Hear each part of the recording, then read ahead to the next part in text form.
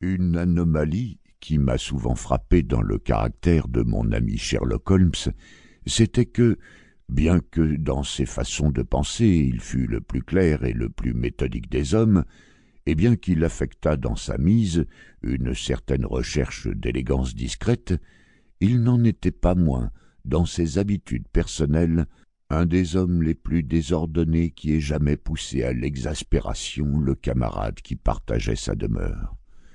Non pas que je sois moi-même le moins du monde tatillon sous ce rapport.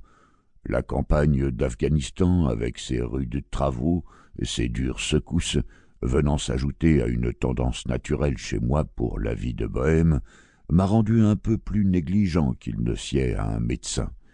Mais il y a une limite, et quand je découvre un homme qui garde ses cigarettes dans le seau à charbon, son tabac dans une pantoufle persane, et les lettres à répondre fichées à l'aide d'un grand couteau au beau milieu de la tablette en bois de la cheminée, alors je commence à arborer des airs vertueux. J'ai toujours estimé, quant à moi, que la pratique du pistolet devait être strictement un exercice de plein air, et lorsque Holmes, dans un de ses accès de bizarrerie, prenait place dans un fauteuil avec son revolver et une centaine de cartouches, et qu'il se mettait à décorer le mur d'en face d'un semis de balles qui dessinait les initiales patriotiques VR, Victoria Regina, j'ai chaque fois éprouvé l'impression très nette que ni l'atmosphère ni le respect de notre living n'y gagnaient. Nos pièces étaient toujours pleines de produits chimiques et de reliques de criminels qui avaient une singulière façon de s'aventurer dans des lieux invraisemblables, de se montrer dans le beurrier ou dans des endroits encore moins indiqués. Mais mon grand supplice, c'étaient ces papiers. Il avait horreur de détruire des documents, et surtout ceux qui rapportaient à ses enquêtes passées.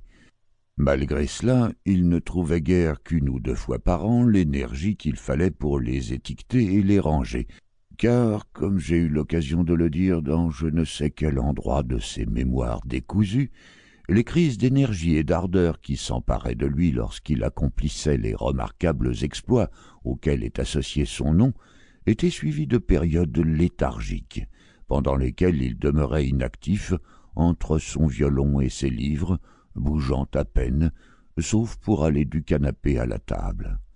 Ainsi, de mois en mois, les papiers s'accumulaient, jusqu'à ce que tous les coins de la pièce fussent encombrés de paquets de manuscrits qu'il ne fallait à aucun prix brûler et que seul leur propriétaire pouvait ranger. Un soir d'hiver, comme nous étions assis près du feu, je me risquai à lui suggérer que, puisqu'il avait fini de coller des coupures dans son registre ordinaire, il pourrait employer les 2 heures suivantes à rendre notre pièce un peu plus habitable. Il ne pouvait contester la justesse de ma demande, aussi s'en fut-il le visage déconfit à sa chambre à coucher, d'où il revint bientôt tirant derrière lui une grande malle en zinc.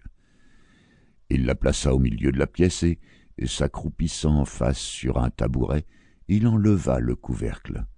Je pus voir qu'elle était déjà au tiers pleine de papiers réunis en liasses de toutes sortes avec du ruban rouge. « Il y a là, Watson, dit-il en me regardant avec des yeux malicieux, pas mal d'enquêtes.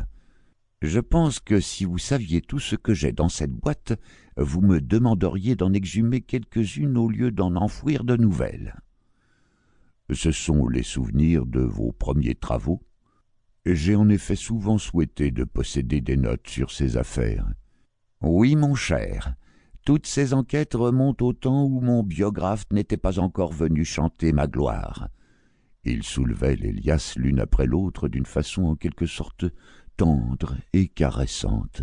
« Ce ne sont pas toutes des succès, mais il y a là quelques jolis petits problèmes. Voici les souvenirs des assassins de Tarleton, l'affaire de Van Berry, le marchand de vin, les aventures de la vieille Russe et la singulière affaire de la béquille en aluminium, ainsi qu'un récit détaillé du Pied-Beau Ricoletti et de son horrible femme. Et voici... Ah, cela, c'est réellement un objet de choix. » Il plongea le bras au fond de la caisse et en retira une petite boîte en bois munie d'un couvercle.